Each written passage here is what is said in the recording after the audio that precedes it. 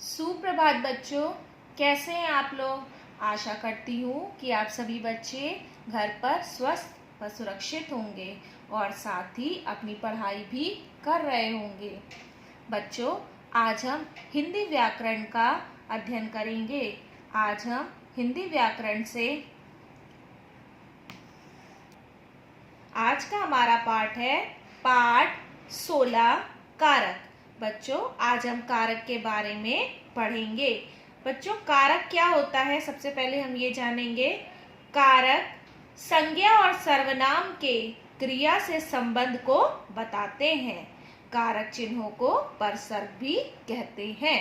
तो बच्चों, आइए हम आज का पाठ पढ़ेंगे। बच्चों, अब हम देखेंगे सबसे पहले यहाँ पे कुछ लिखा हुआ है। चित्र के माध्यम से हम इसे पहले समझेंगे। श्रेया बाजार लौट रही थी। ध्यान से सभी बच्चे सुनेंगे। रास्ते उसे सड़क किनारे एक पिल्ला दिखाई दिया। कुछ लड़के पिल्ले तंग कर रहे थे। श्रेया उन्हें डांटकर भगा दिया। उस थैले डबल रोटी एक टुकड़ा निकाला और उसे खाने दिया। बच्चों, इन पंक्तियों में आपको एक अधूरापन दिखाई दे रहा है, क्योंकि जो अभी मैंने ये आपको एक अलग अलग वाक्य को पढ़ा है, इसमें कहीं ना कहीं कुछ कमी है। इनका अर्थ ठीक से समझ में नहीं आ रहा है। जैसे अभी मैंने पढ़ा, श्रेया बाजार लौट रही थी। ये क्या सही सेंटेंस है, सही वाक्य है? नहीं, क्योंकि इसमें कहीं ना कहीं बीच में कमी है। तो इनका अर्थ जो है वो ठीक से समझ में नहीं आ रहा है। तो हम इसे ध्यान से फिर से देखेंगे। श्रेया बाजार से लौट रही थी। तो यहाँ पे क्या लगा है बच्चों? बाजार लिखा है से। क्या लगा है? से। तो श्रेया बाजार से लौट रही थी। फिर क्या है? रास्ते में उसे सड़क के किनारे एक पिल्ला दिखाई दिया। अब यहाँ पे क्या लगा है? में, रास्ते में।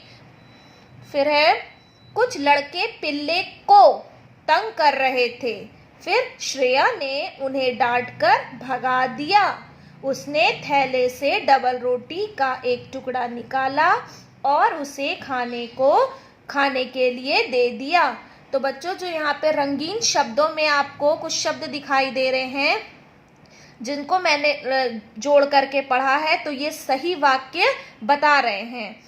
रंगीन शब्दों के साथ लगे जो ये चिन्ह है, से, में, के और को, ने, से, का या के लिए ही वाक्यों को अर्थ प्रदान कर रहे हैं, क्योंकि इनके जुड़ने से सही वाक्य बन रहा है। यदि हम इनको नहीं जोड़ते हैं तो वो सही वाक्य नहीं बनता है।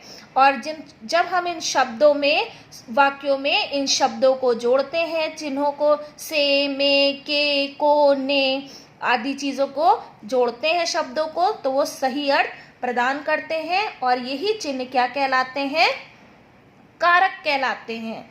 इन्हें परसर्ग या विभक्ति चिन्ह भी कहते हैं। तो बच्चों, कारक की परिभाषा क्या हुई? संज्ञा या सर्वनाम के जिस रूप से उसका संबंध वाक्य के दूसरे शब्दों विशेषकर क्रिया के साथ जाना जाता है, उसे हम कारक कहते हैं।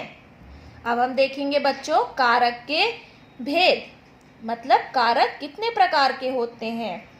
हिंदी में कारक 8 प्रकार के होते हैं। कारक के 8 भेद होते हैं। पहला, अब हम देखेंगे कारक के भेद और परसर्ग, मतलब उसी कारक के विभक्ति चिन्ह और उसकी पहचान। तो जैसा मैंने बच्चों अभी आपको बताया कि कारक के 8 भेद होते हैं। पहला है कर्ता कारक, जिसका विभक्ति चिन्ह है ने और उसकी पहचान है किसने, कौन।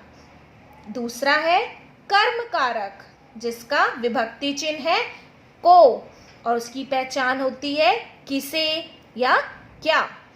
तीसरा है करण कारक, उसका विभक्ति चिन्ह है से या के द्वारा। उसकी पहचान होती है किससे, किसके द्वारा। चौथा है हमारा कारक संप्रदान कारक, जिसका विभक्ति चिन्ह है के, लिए या को, जिसकी पहचान होती है किसके लिए, किसको।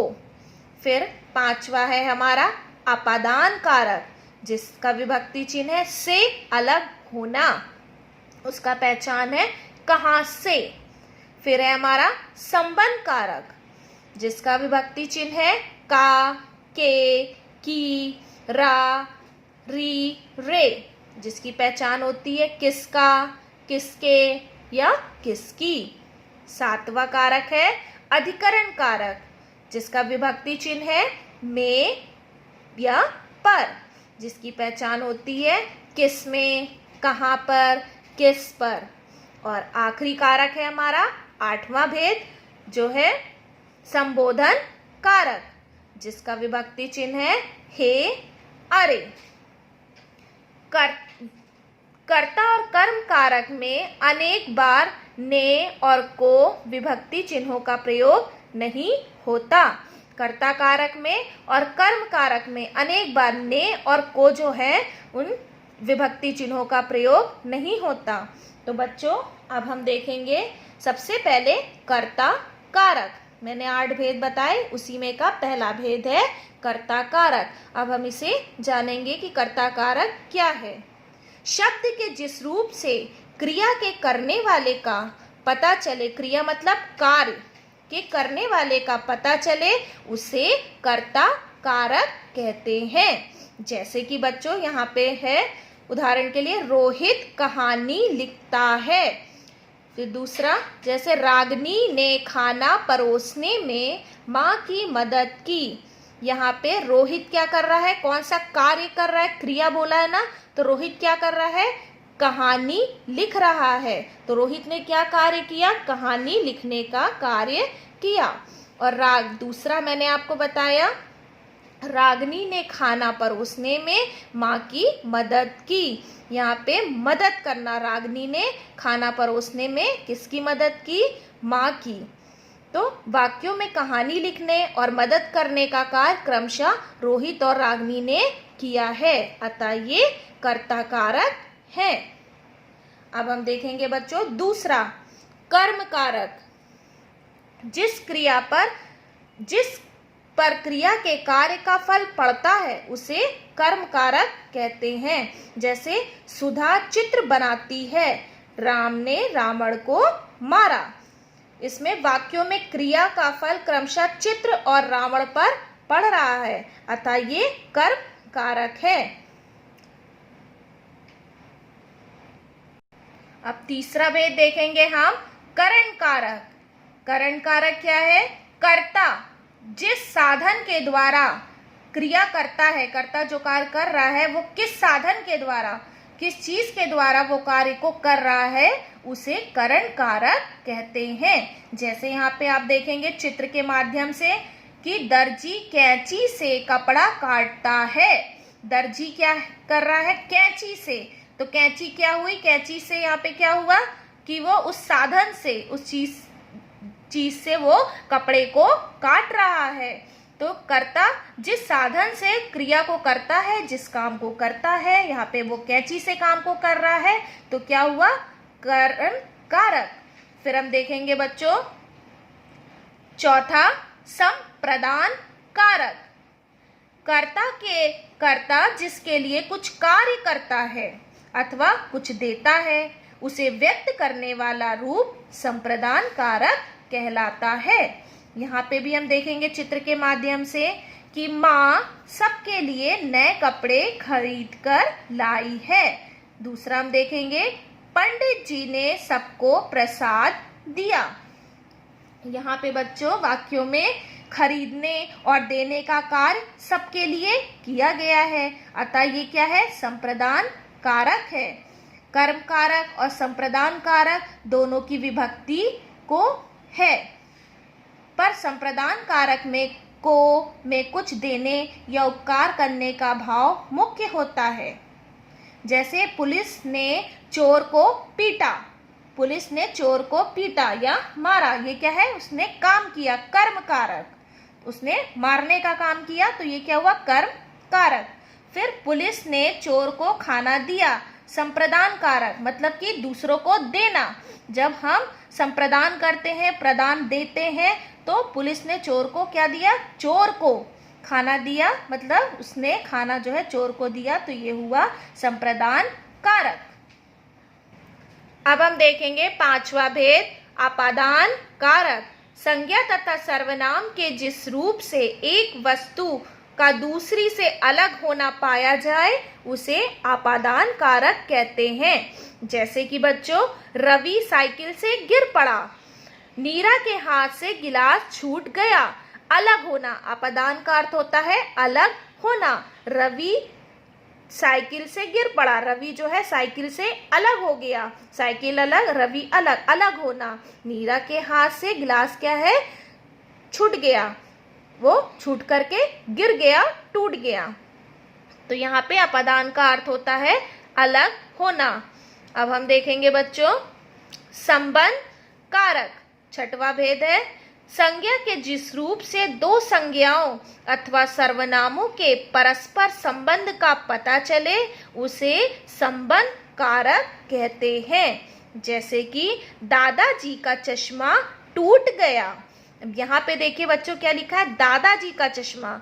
क्या बात कर रहा है, क्योंकि दादाजी का चश्मा उनका ही, उनसे उसका संबंध है, क्योंकि वो चश्मा किसका है, दादाजी का। चश्मा दादाजी से एक दूसरे का संबंध बता रहा है। दूसरा है, तब्बू भैया का पेन उठाकर भाग गई। यहाँ पे तब्बू क्या है, भैया का पेन, पेन और भैया से संबंध को बता रहा है। वाक्यों में दादाजी और चश्मा तथा भैया पेन के बीच परस्पर संबंध है, अतः ये संबंध कारक है। अब हम देखेंगे बच्चों सातवां भेद, जो कि है अधिकरण कारक। संज्ञा के जिस रूप से क्रिया के होने के आधार, समय या स्थान का पता चलता है उसे अधिकरण कारक कहते हैं। जैसे कि बच्चों उदाहरण के लिए, माँ छत पर कपड़े सुखा रही है या बच्चे कक्षा में शोर मचा रहे हैं।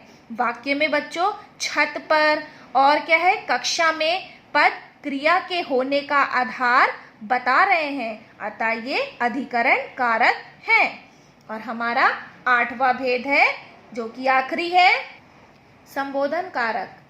संज्ञा के जिस रूप से किसी को बुलाने या पुकारने का भाव प्रकट हो उसे हम संबोधन कारक कहते हैं। उदाहरण के लिए बच्चों, हे प्रभु हमें सद्बुद्धि दो, या अरे मोहन सड़क पर मत दौड़ो। यहाँ पे बच्चों हे प्रभु और अरे मोहन का प्रयोग शब्दों से पहले हुआ है, तो ये क्या है, विस्मयादि बोधक चिन्ह लगाया गया है। इसके बाद देखो, हे प्रभु के बाद कौन सा चिन्ह लगा है, विस्मयादि बोधक, और अरे मोहन के बाद भी विस्मयादि बोधक का चिन्ह लगा हुआ है। तो बच्चों संज्ञा के जिस रूप से किसी को बुलाने या पुकारने का भाव प्रकट होता है उसे हम संबोधन कारक कहते हैं। यहाँ पे हे प्रभु करके क्या कह रहे हैं बच्चे, बोल रहे हे प्रभु हमें सद्बुद्धि दो। यहाँ पे क्या कह रहा है दूसरे में कि अरे मोहन सड़क पर मत दौड़ो।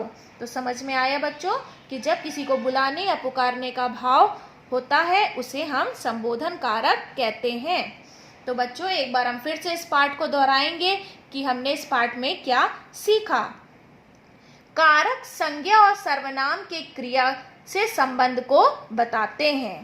कारक चिन्हों को परसर्ग कहते हैं। परसर्गों के बिना वाक्यों का अर्थ स्पष्ट नहीं होता। कारक के 8 भेद होते हैं, कर्ता, कर्म, करण, संप्रदान, अपादान, संबंध, अधिकरण और संबोधन। सभी कारकों के भिन्न भिन्न विभक्ति चिन्ह हैं। से विभक्ति चिन्ह करण और अपादान दोनों कारकों में प्रयोग होता है, किंतु प्रयोग में अलग अलग अर्थ को दर्शाता है। को विभक्ति चिन्ह कर्म और संप्रदान दोनों कारकों में अलग अलग अर्थ में प्रयोग होता है। आशा करती हूँ बच्चों कि आपको आज का ये पाठ अच्छे से समझ में आ गया होगा। अब मैं आपको इसी पाठ से संबंधित कुछ कक्षा कार्य दे रही हूँ, जिसे आप अपनी हिंदी भाषा की कॉपी में लिखेंगे और कुछ कार्य है जो आपका अभ्यास कार्य, उसे आप अपनी किताब में करेंगे। धन्यवाद।